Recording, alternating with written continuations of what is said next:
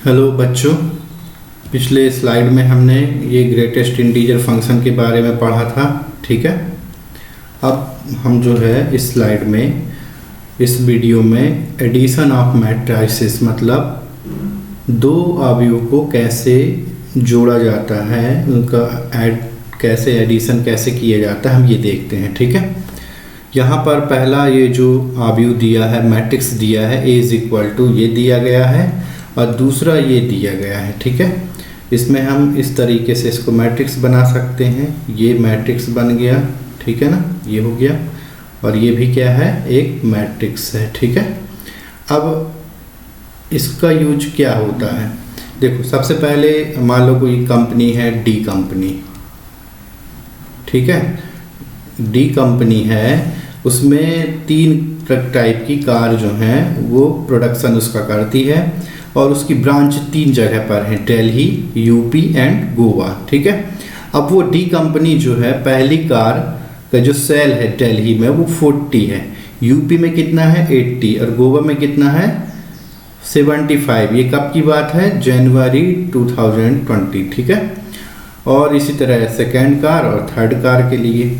लेकिन फरवरी में जो है उसी कार 1 का जो सेल है वो कितना है 67 मतलब 67 है, यूपी में कितना है 85 85 और गोवा में कितना है 73। इस प्रकार से ये डी कंपनी का जनवरी और फरवरी में उसने अलग अलग कारों का सेल अलग अलग ब्रांच में कितना किया। ठीक है, अब यदि कोई क्वेश्चन ये हो कि उस डी कंपनी ने जनवरी और फरवरी दोनों में मिलाकर, ठीक है, टोटल कितना अलग अलग सेल किया अलग अलग कारों का अलग अलग ब्रांच में, तो हम ये इन दोनों का क्या कर देंगे, एडिशन कर देंगे। तो एडिशन करने पर ये हमको तीसरा a plus B is equal to ये वाला अवयव या मैट्रिक्स हमको मिलेगा। ठीक है, अब एडिशन करने में हमको ये ध्यान रखना पड़ेगा कि हमारा ये जो पहला वाला है अवयव मैट्रिक्स वो कितने ऑर्डर का है, 3x3 ऑर्डर का, क्योंकि इसमें 3 ये रो है, 1 2 3। ठीक है, और 3 कॉलम है, 1 2 3। ठीक है, इसी तरह बी अवयव में भी 1 2 3 रो हैं और कितने 3 कॉलम हैं, तो बी अवयव कितने ऑर्डर का हो गया 3x3 का। ठीक है, तो एक बात ध्यान रखना है कि हम दो मैट्रिक्स को तभी उनका एडिशन कर सकते हैं जब उनके ऑर्डर सेम हो, मतलब 3x3 का ये है तो 3x3 का ये भी होना चाहिए। मान लो एक अवयव है, उसका एक ऑर्डर है 2x3, तो हम किस मैट्रिक्स से उसको ऐड कर सकते हैं, 2x3 से ही ऐड कर सकते हैं, 3x2 से ऐड नहीं कर सकते हैं, ये ध्यान रखना है। ठीक है, और जो उनका एडिशन के बाद जो हमको मैट्रिक्स मिलती है, मतलब a प्लस बी भी एक मैट्रिक्स होगा, लेट दिस इज सी। ठीक है, तो हम इसको जो है क्या कहेंगे कि ये उसी ऑर्डर का मिलेगा जिस ऑर्डर की मैट्रिक्स हमने क्या की थी, ऐड की थी। ठीक है, उनको जोड़ा था। अब कैसे इनको मतलब इनका एडिशन कैसे करते हैं, तो ये देखना पड़ेगा कि ये जो पहली मैट्रिक्स में A11 लिखा हुआ है और दूसरी मैट्रिक्स में A11 यहाँ पर है, तो A11 से A11 ऐड होगा तो टोटल कितना जाएगा 107। ठीक है, इसी तरीके से 80 किसके साथ ऐड होगा, A12 के साथ ऐड होगा, मतलब 85 के साथ ऐड होगा। 68 किसके साथ ऐड होगा, ये 90 के साथ ऐड होगा। ठीक है, 89 किसके साथ ऐड होगा, ये 54 के साथ ऐड होगा। ठीक है ना, तो इस तरीके से हमको एक तीसरा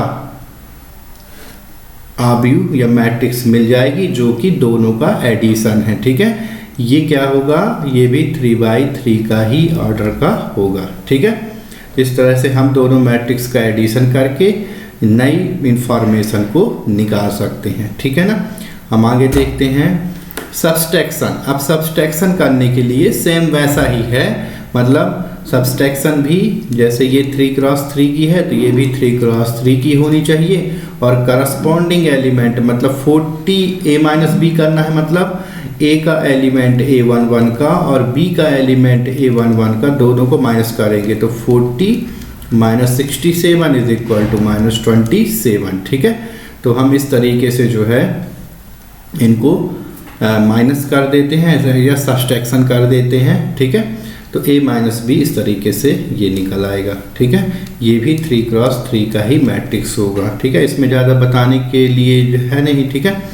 अब हम देखते हैं कि प्रॉपर्टीज़ ऑफ मैट्रिक्स एडिशन, मतलब जो हम ये विशेष तुम लोगों को पढ़ना पड़ेगा, ठीक है। अच्छे से थोड़ा ध्यान से पढ़ना, ठीक है। सबसे पहले कम्युलेटिव लॉ, मतलब जो मैट्रिक्स होते हैं, जैसे a और b दो मान लो मैट्रिक्स हैं, ठीक है। और ये कौन कौन से लॉ फॉलो करते हैं, किसके थ्रू, प्लस के थ्रू, है ना, एडिशन के थ्रू कौन कौन से लॉ फॉलो करते हैं, ठीक है।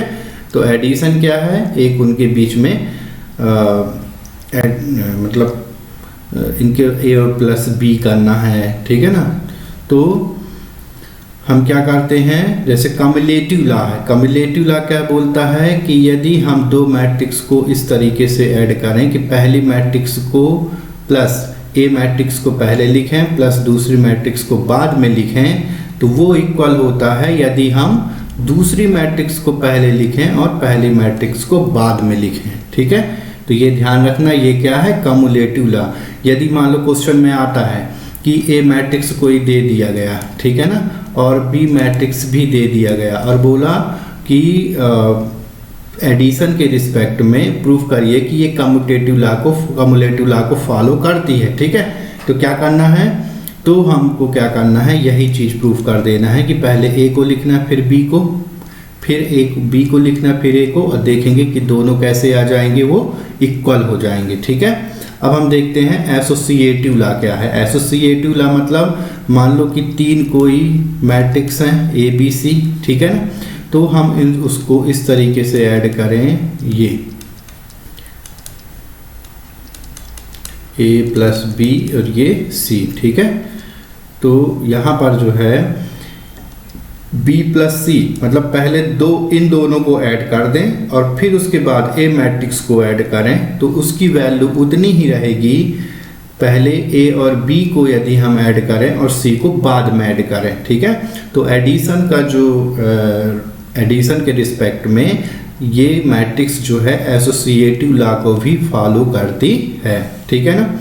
एडिटिव आइडेंटिटी, एडिटिव आइडेंटिटी मतलब ये कहलाता है कि क्या कोई ऐसी मैट्रिक्स है जिसको हम इसमें ऐड कर दें तो हमको वही मैट्रिक्स मिल जाए, मतलब सेम मैट्रिक्स हमको मिल जाए, तो हम कह सकते हैं यस, हाँ है। कौन सी मैट्रिक्स, नल मैट्रिक्स। याद करो हमने पिछले वीडियो में पढ़ा था नल मैट्रिक्स। यदि नल मैट्रिक्स जो है जीरो जिसको बोलते हैं, नल मैट्रिक्स मतलब शून्य अवयव, है ना।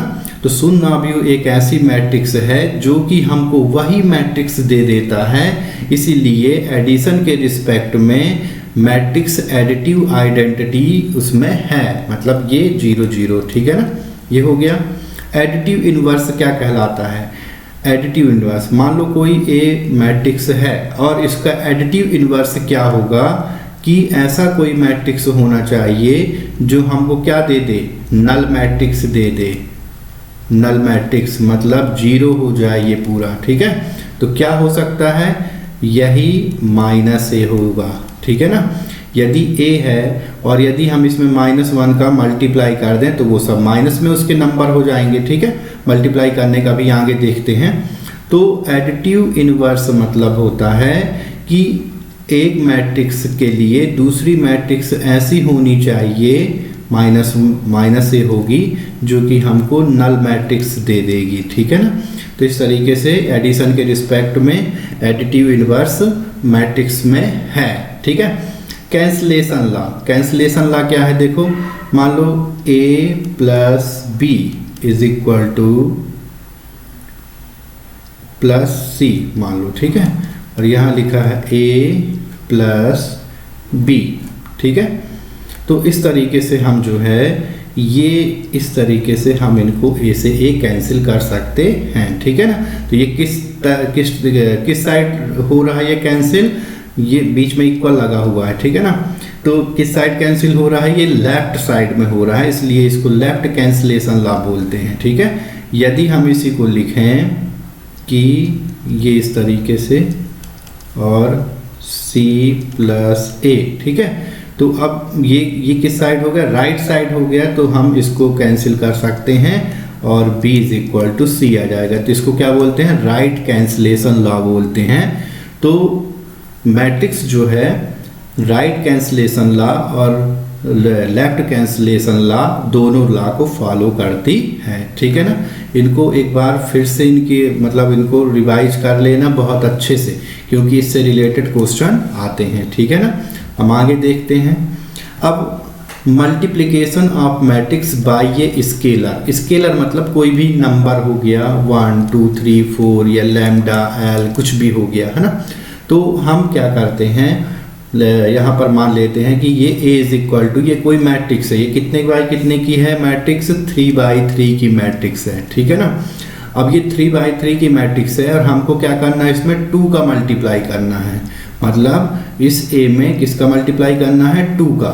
2 एक स्केलर क्वांटिटी हो गई, ठीक है। तो 2 का जब हमने इसमें मल्टीप्लाई किया तो 2 और A की जगह क्या लिख दिया हमने, पूरा मैट्रिक्स लिख दिया, ठीक है। अब 2 का जो मल्टीप्लाई होगा अंदर, तो ये याद रखना है कि इसके प्रत्येक एलिमेंट्स में मल्टीप्लाई होगा, जितने भी एलिमेंट्स अंदर हैं ये सब में इसका 2 का मल्टीप्लाई होगा, ठीक है ना।